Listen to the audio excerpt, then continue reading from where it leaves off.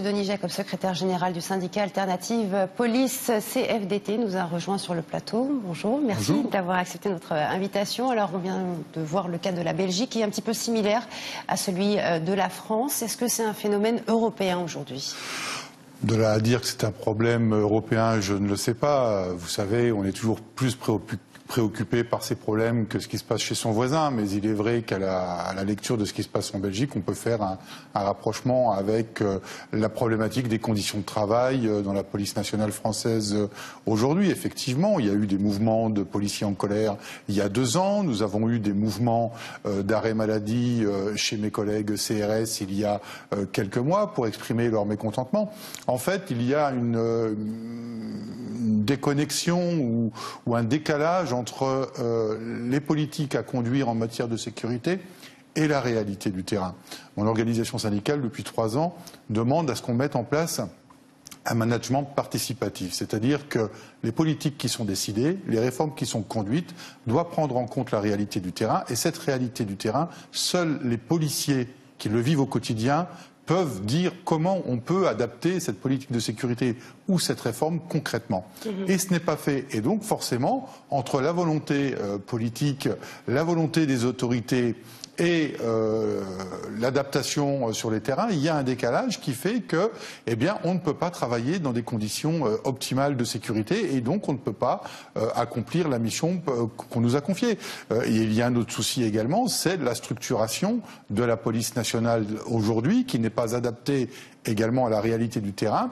On doit changer en profondeur la façon de conduire nos missions et ça passe par des réformes de structure. Je voudrais juste faire une petite parenthèse par rapport à mes collègues belges, c'est que eux ont la chance, si je puis dire, de pouvoir déposer un préavis de grève. Ce n'est pas possible en France. Il faut le rappeler, c'est important, parce qu'en 1948, les policiers ont abandonné leur droit de grève contre notamment un régime dérogatoire des retraites. Et ce sujet-là va revenir sur le tapis en 2019, puisque le gouvernement prévoit une réforme de retraite pour l'ensemble des champs professionnels, y compris pour la police nationale. Et donc, cette question va être au cœur des intérêts de mes collègues, à savoir, est-ce que le gouvernement a l'intention de supprimer les acquis sociaux que nous avons obtenus il y a maintenant près d'un siècle et si c'est le cas, eh bien, on s'expose à des mouvements à nouveau de mécontentement des policiers. Alors, que ce soit en Belgique ou en France, il y a un manque de reconnaissance, peut-être de la protection aussi des policiers sur le terrain, puisque c'est eux qui sont en première ligne. On a un nouveau ministre de l'Intérieur, Christophe Castaner, qui est épaulé de Laurent Nunez, qui est ex-patron de la DGSI. Est-ce que la lutte peut changer? Est-ce que les revendications, on peut aboutir à quelque chose, un dialogue plus ouvert peut-être?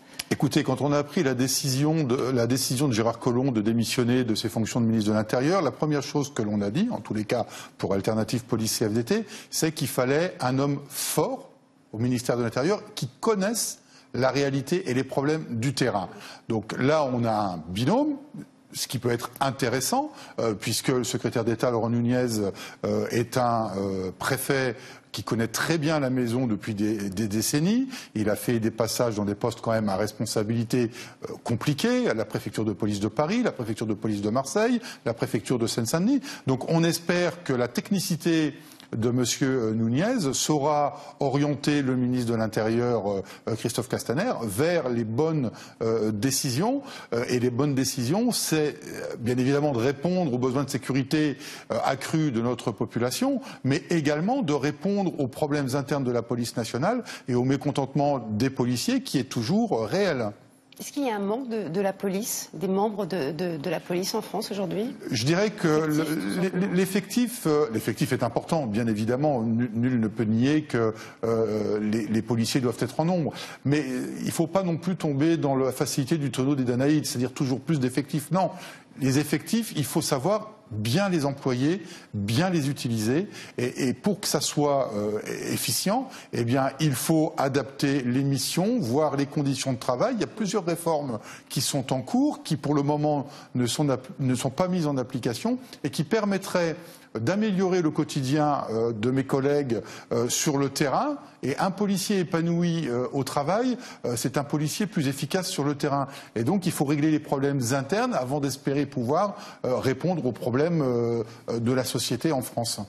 Très bien, en tout cas, merci beaucoup, Monsieur Denis Jacob, d'avoir été avec nous. Je le rappelle, vous êtes secrétaire général du syndicat Alternative Police CFDT. Merci.